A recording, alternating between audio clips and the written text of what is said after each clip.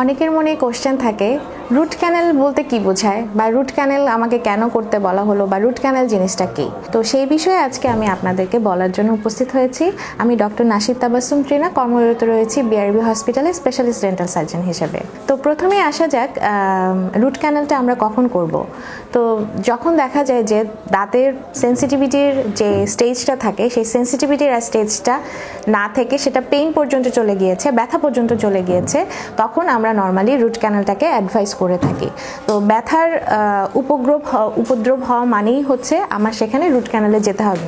যদি দাঁতের কন্ডিশন, দাঁতের স্ট্রাকচার সব কিছু ইভ্যালুয়েট করে আমরা দেখি দাঁতটা রাখার মতো কনভেনিয়েন্ট অবস্থায় আছে, সেক্ষেত্রে আমরা দাঁতটা না ফেলে রুট ক্যানেল ট্রিটমেন্টের মাধ্যমে, কনজারভেটিভ ট্রিটমেন্টের মাধ্যমে এটা রেখে দিতে পারি। রুট ক্যানেলটা কিভাবে করা হয় বা কেন করা হয়? নর্মালি এখন আমাদের দেশে বিভিন্ন লেটেস্ট টেকনোলজি চলে আসছে, বিভিন্ন অ্যাডভান্স ইকুইপমেন্ট চলে আসছে, টুলস ব্যবহার করে আমরা এখন খুব সহজে সুন্দরভাবে রুট ক্যানেল খুব অল্প সময়ের মাধ্যমে করে দিতে পারি। আগে যেখানে দেখা যেত যে রুট ক্যানেল করতে 2-3 দিন সময় লাগছে, এখন এটা একটা ভিজিটের মাধ্যমেও, সিঙ্গেল ভিজিট রুট ক্যানেল বলে থাকি, সিঙ্গেল ভিজিটের মাধ্যমেও আমরা করে দিয়ে থাকি। সেই ক্ষেত্রে 2-3 ভিজিটের জায়গায় আমরা একটা ভিজিট ইউজ করি এবং সেক্ষেত্রে একটু টাইমটা বেশি লাগে। নর্মালি দেখা যায় যে রুট ক্যানেলের দাঁতে যে নার্ভটা থাকে, নার্ভটা ইনফেক্টেড হয়ে যায়।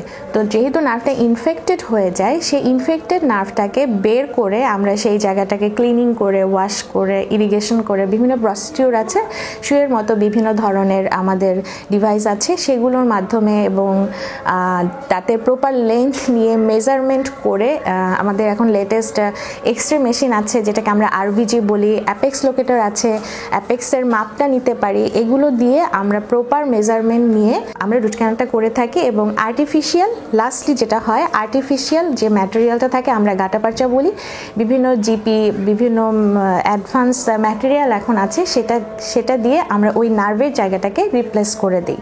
এভাবে করে আমরা রুট ক্যানেলটা করে থাকি। এবং অনেকেরই কোশ্চেন থাকে যে এইটার খরচ কেমন বা এটা কতদিন লাগবে, এই ধরনের কোশ্চেন থাকে। তো দেখা যায় যে আমি বলেছি যে সিঙ্গেল ভিজিটেও করা যায়, যে এটা দাঁতের কন্ডিশন এবং পেশেন্টের রিকোয়ারমেন্টের উপর ডিপেন্ড করবে এবং খরচের বিষয়টাও ডিপেন্ড করবে, সে কোন ধরনের ম্যাটেরিয়াল চাচ্ছে, কোন ধরনের ট্রিটমেন্টটা চাচ্ছে, সিঙ্গেল ভিজিট চাচ্ছে না মাল্টি ভিজিট চাচ্ছে, এবং বিভিন্ন কন্ডিশনের উপর ডিপেন্ড করে আমাদের এই চার্জটা নির্ভর করে এবং কতটুকু আমরা সময় দিব সেটার উপরে ডিপেন্ড করে আমরা চার্জটা নির্ধারণ করে থাকি। আশা করি আমার ভিডিওটি দেখে আপনারা উপকৃত হবেন এবং পরবর্তীতে দেখা হবে অন্য কোনো ভিডিও নিয়ে। ধন্যবাদ।